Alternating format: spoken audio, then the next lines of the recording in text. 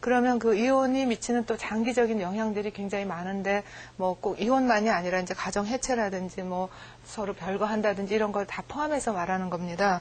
어떻게 영향을 미치느냐 하면 생후 3개월밖에 안 된 애기도 부모가 많이 갈등을 하고 헤어지고 이렇게 되게 되면 아이들이 별로 안 웃는데요. 잘 웃지를 않는데요. 그리고 감염성 질병도 많이 걸리고, 그 다음에 그 영국에서도 조사를 해봤는데 생후 6개월 되면은 부모가 왜 싸우는지도 사실 잘 모르거든요. 그죠? 인지적으로 아직 이해가 안 되기 때문에 말귀를 못 알아듣는 생후 6개월밖에 안 된 애기도 부모가 그냥 언성만 높아져도 소변 속에 스트레스 호르몬이 나온다고 그러거든요. 그리고 또, 전반적으로 아이들이 신체 발달도 늦지만, 그러니까 키가 작아요. 부모가 많이 싸우면 아이들이 스트레스 때문에 평균 신장이 작아진다고 그런 것도 연구가 됐는데, 신체 발달도 늦고, 언어 발달도 늦고, 정서 발달, 대인관계, 지능, 전부 다 여러 가지 면에서 아이들이 발달이 지연이 되거나 아니면 우리가 요새 뇌과학에서는 어떻게 얘기하냐면 뇌 회로가 달라진다고 그래요. 사이가 좋은 부모 밑에서 크는 거와 부모가 많이 갈등할 때 크는 거와, 그리고 또래 관계도 나빠지고 나중에 커서도, 그리고 이제 나중에는 이제 공부를 해도 집중을 잘 못하고, 그리고 재미도 없고 또래 관계 나쁘고 학교가 재미없으면 학교 가기 싫어하니까 지각 많이 하고 결석 많이 하고, 그러다가 이제 점점 자퇴를 하거나 이렇게 되니까 학력도 저하되고, 이런 것이 장기 연구가 많이 됐거든요. 그래가지고 그냥 일시적으로 그런 일이 벌어지는 것이 아니라 25년, 30년, 미국 같은 경우에는 뭐 거의 한 40, 50%된 지가 벌써 50년이 넘었거든요. 그러니까 2세대, 3세대가 넘어가면서 맨 처음에는 아유, 싸우고 사는 거 보여주는 것보다 헤어지는 게 낫다. 요즘 우리도 주변에서 그런 소리 많이 듣잖아요.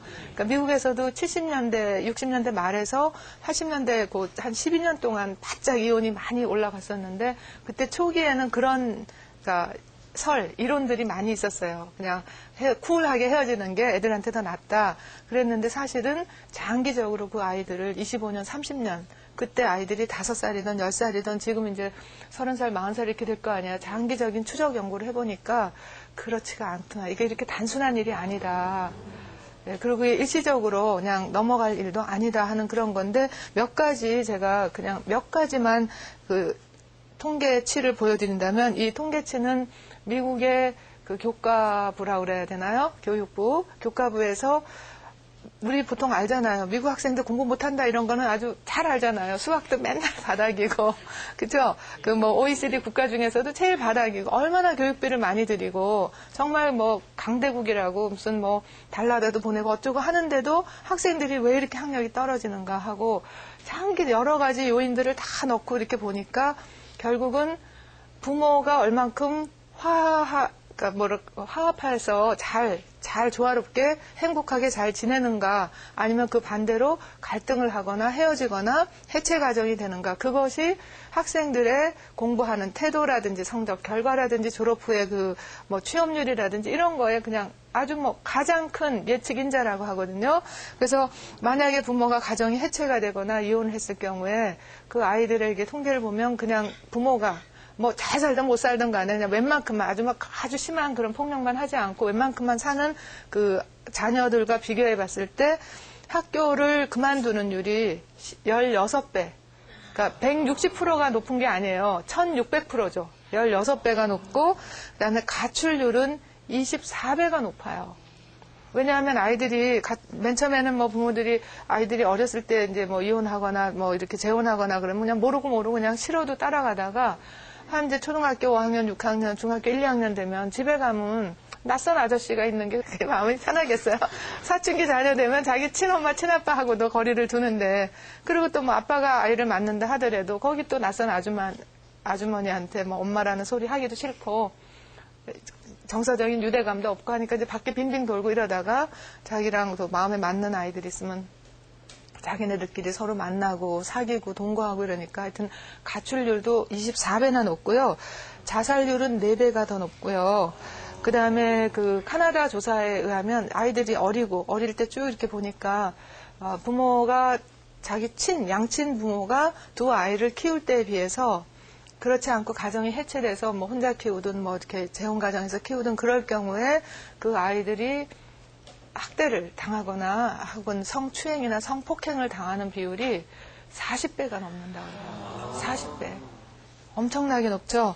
그래서 뭐 이런 뭐 계속 통계치는 뭐 제가 뭐 끝없이 제가 말씀을 드릴 수가 있어요. 뭐 예를 들어서 해체 가정의 아이들은 평균 수명조차도 4년이 짧다든지 스웨덴에서 3대 동안 연구를 해보니까 3대까지 영향을 미치더라. 그냥 2대가 아니라 손자 때까지. 왜냐하면 아이들이 학교 잘 안 다니고 도중에 중학교나 고등학교 때 중퇴해버리면 일거리가 없으니까 뭐 맥도날드 집이나 아니면 무슨 주유소 같은 데서 그냥 시간제 일하고 그러다가 또 같이 비슷한 애랑 같이 만나서 살고 이러니까 거기서 아이 낳고 되면 아이를 낳게 되고 이러면은요 부모가 아무리 교수건 박사건 뭐 이렇다 하더라도 그 자녀에 대해서는 부모가 해체됐을 때 20%가 최하층으로 전락을 한다고 그래요.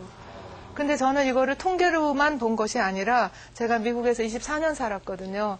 그리고 미시간 공대에서 한 17년 가르쳤는데 정말 동료 교수가 잘 나가는 박사, 뭐 교수, 학장 그러던 사람들도 이혼을 하게 되면 그 자녀들이 많은 심적인 타격을 받게 되고 그러다 보면 공부에 재미가 없고 아까 얘기했듯이 그냥 학교 그만두니까 학력이 저하되니까 그 다음에 일거리가 제대로 안 되고 이러면서 정말 동거녀하고 소셜 시큐리티 그거 사회보장금 받는 거 정말 제가 눈으로 봤어요. 그러니까 이게 그냥 통계가 아니라는 거죠.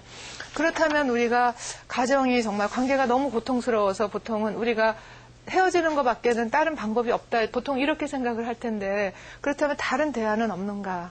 그 해결책이 있다는 거죠. 아까 제가 그랬잖아요. 아기들이 부모가 이렇게 사이가 안 좋으면 그러면 생후 3개월밖에 안 된 애기도 더 많이 울고 보채고 더 안 웃고 굉장히 스트레스 취약하고 그런 얘기 많이 했잖아요.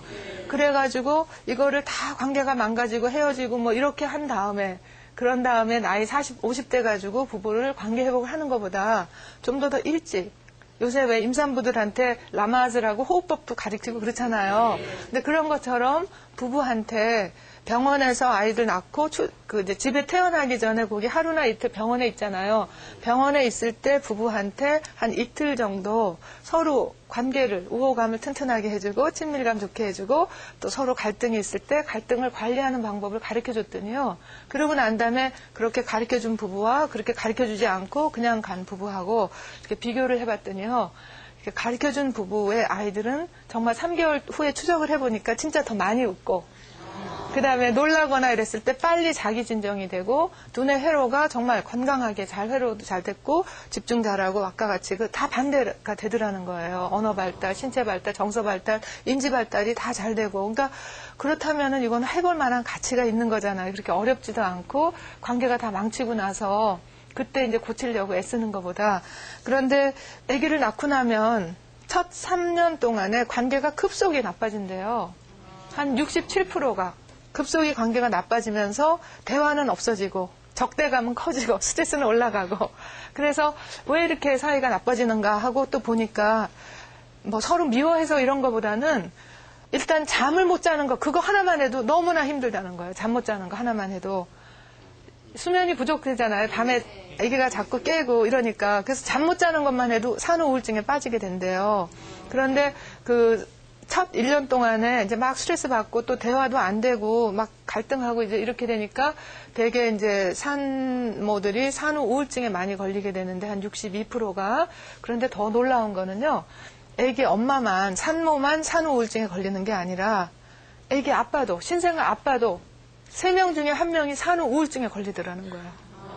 왜냐하면 회사에서도 굉장히 힘든데 집에 가니까 또 부인이 힘들다 그러고 밤에 잠 못 자고 아기는 울고 피곤한 채로 또 회사에 가고 이러니까 그래서 산모도 산후 우울증이 3명 중에 2명 걸리고 아빠는 3명 중에 1명 그렇게 되면은 엄마가 산후 우울증에 걸린 엄마들의 그 뇌파들이 있거든요. 그 뇌파와 그 아기의 뇌파가 우울한 게 똑같다는 거예요. 네.